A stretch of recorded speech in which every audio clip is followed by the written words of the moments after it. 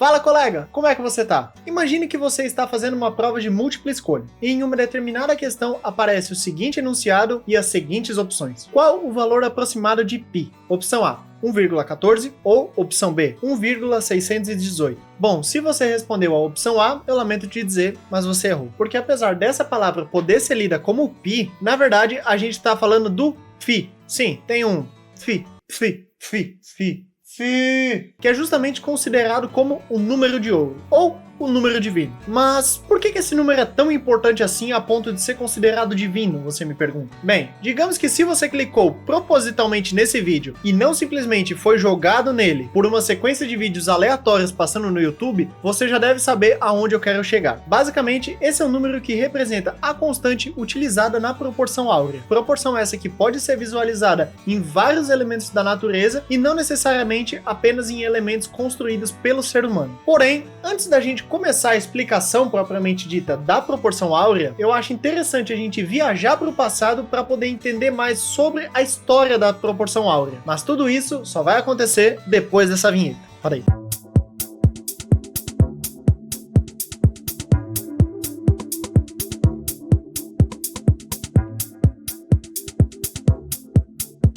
Como a gente já comentou antes, a proporção áurea ela não está presente apenas em construções feitas pelo ser humano. E sim, a gente pode observar o padrão da proporção áurea em outros elementos que podem ser encontrados diretamente na natureza sem nenhuma intervenção humana. E alguns dos exemplos mais comuns que a gente pode utilizar quando for falar de proporção áurea na natureza variam desde o formato das conchas marinhas, passando para arranjos de folhas, até chegar simplesmente nas curvas do próprio corpo humano. Porém, o primeiro registro que a gente tem citando diretamente a proporção áurea foi do matemático grego chamado Euclides, que formalizou a definição da proporção áurea em sua obra Os Elementos, por volta mais ou menos de 300 anos antes de Cristo. E aproveitando que a gente já citou um arquiteto grego, eu acho importante a gente aproveitar que estamos na Grécia e citar uma das principais construções quando a gente fala de proporção áurea, o Párteno. Observe o frontão triangular desse templo para utilizarmos ele como exemplo. É possível notar uma determinada proporção no encaixe das colunas, assim como o espaçamento que existe entre elas. Além disso, a gente também pode notar essa mesma proporção se a gente analisar a estrutura que fica acima das colunas, dividindo ela por blocos. Porém, para a gente não perder tanto tempo nessa nossa viagem, futuramente eu vou trazer um vídeo aqui nesse canal falando especificamente desse templo. Com isso, então, vamos utilizar as joias do infinito para viajar no tempo e no espaço, indo para a Itália em 1202.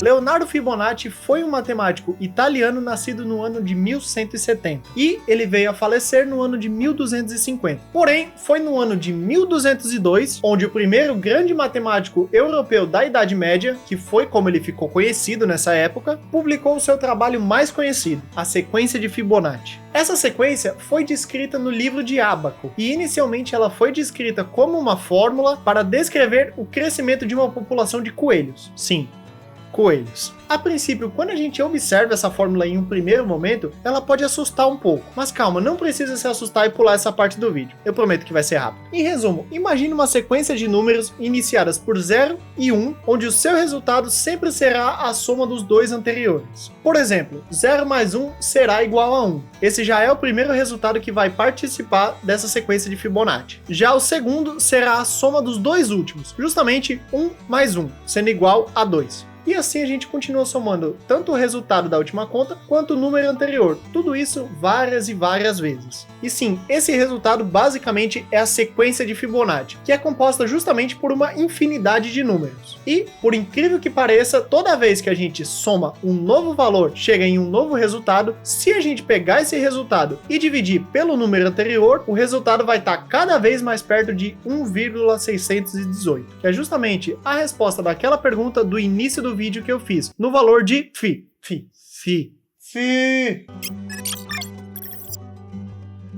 Ok, agora que a gente já passou pela história da proporção áurea e passamos pelos dois principais autores que nos mostraram ela na prática, surge a seguinte questão: por que essa proporção é tão importante na arquitetura? E bem, a resposta para essa pergunta na verdade é até que bem simples. Primeiramente, a gente tem a parte da beleza estética das construções que seguem esse padrão da proporção áurea. Porém, além disso, a gente tem mais um fator que influencia diretamente o nosso subconsciente com relação a essa proporção, que é justamente a sensação de harmonia, onde tudo aparenta estar no seu devido lugar. Olha, até rimei. Imagine a arquitetura como uma música, que, por sinal, também utiliza da proporção áurea, mas não vem ao caso agora. Voltando ao assunto, imagine a arquitetura como uma música. Ao utilizar a questão da proporção áurea, é como se os arquitetos estivessem seguindo um manual secreto de como criar o próximo grande hit da arquitetura. Mas Gabriel, qual é a explicação de por que essa proporção ela é tão agradável aos olhos do ser humano? Bem, se a gente levar em consideração, a gente já pode ter a resposta justamente na parte que eu já falei nesse vídeo, que é o fato dela sempre existir em vários lugares da natureza sem que a gente perceba. E uma possível explicação é que, como o nosso subconsciente já se acostumou com esse padrão matemático em vários elementos da natureza, ele se torna meio que suscetível a achar belo algo que segue essas proporções. Em outras palavras, imagine as publicidades, que geralmente de forma indireta te influenciam a comprar um determinado produto. E não, a gente não tá falando daqueles anúncios da Jequiti que ficavam pulando no programa do Silvio Santos. Imagina um filme onde o protagonista desse filme tá bebendo um refrigerante justamente em um dia quente. Isso geralmente acaba despertando no seu subconsciente a vontade de tomar o refrigerante também, mesmo que de uma forma que você não perceba.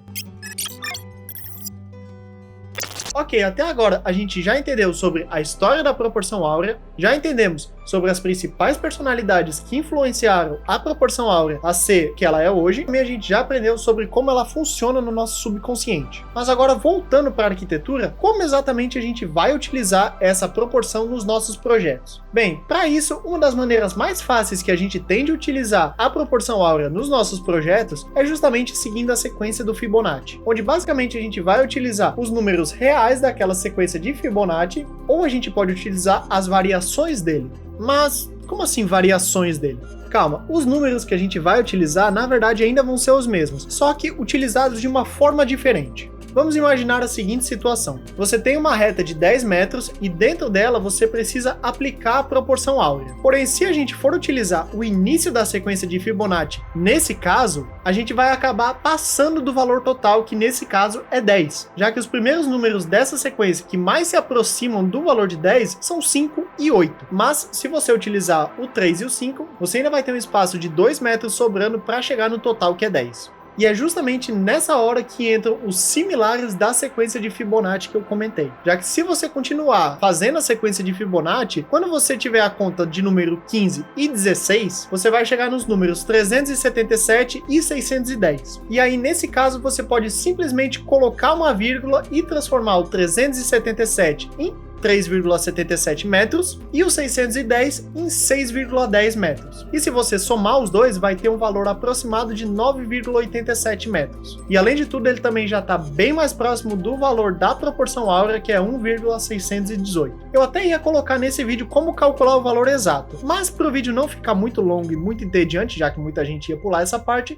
eu resolvi não fazer isso. Mas caso vocês queiram entender como funciona a soma para determinar o valor exato da proporção áurea independente do número, a gente tem duas opções. Ou eu posso trazer um vídeo aqui para vocês explicando como faz isso, ou vocês podem simplesmente colocar no Google e pesquisar. E com isso a gente chega ao fim da nossa viagem pelo tempo, entendendo mais sobre como foi a história da proporção áurea e sobre como ela influencia o nosso subconsciente até os dias de hoje. E se você gostou desse vídeo, eu te peço que se inscreva nesse canal e comente possíveis temas que eu possa trazer novos vídeos para vocês. E já pensou se os números desse canal crescessem igual a sequência de Fibonacci?